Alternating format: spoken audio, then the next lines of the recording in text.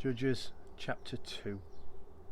The angel of the Lord went up from Gilgal to Bokim and said, I brought you up out of Egypt and led you into the land that I swore to give to your forefathers. I said, I will never break my covenant with you, and you shall not make a covenant with the people of this land, but you shall break down their altars. Yet you have disobeyed me. Why have you done this? Now, therefore I tell you that I will not drive them out before you. They will be thorns in your sides, and their gods will be a snare to you. When the angel of the Lord had spoken these things to all the Israelites, the people wept aloud, and they called that place Bokim. They offered sacrifices to the Lord. After Joshua had dismissed the Israelites, they went to take possession of the land, each to his own inheritance. The people served the Lord throughout the lifetime of Joshua and the elders who outlived him, and who had all seen the great things that the Lord had done for Israel. Joshua, son of Nun, the servant of the Lord, died at the age of 110, and they buried him in the land of his inheritance in Timnath Heres, in the hill country of Ephraim, north of Mount Gaash. After that whole generation had been gathered to their forefathers, another generation grew up, who knew neither the Lord nor what he had done for Israel.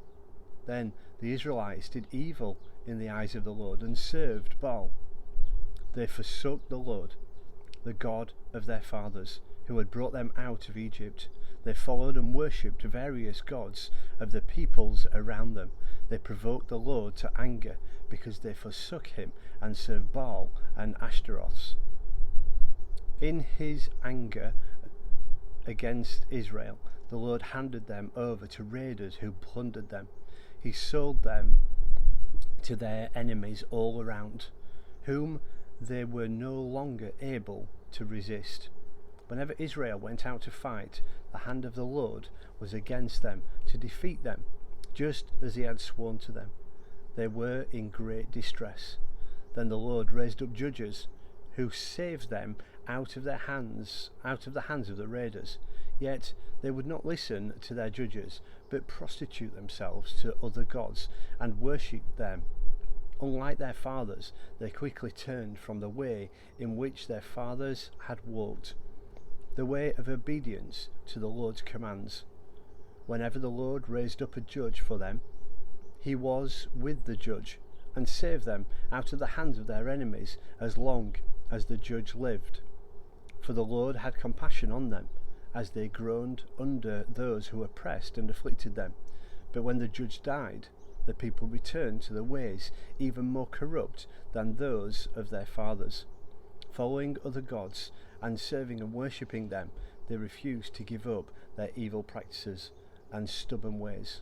Therefore the Lord was angry, very angry with Israel, and said, because this nation has violated the covenant that I laid down to their forefathers and has not listened to me, I will no longer drive out before any of the nations Joshua left when he died.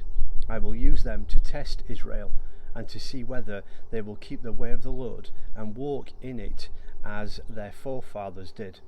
The Lord had allowed these nations to remain. He did not drive them out at once, but giving them into the hands of Joshua.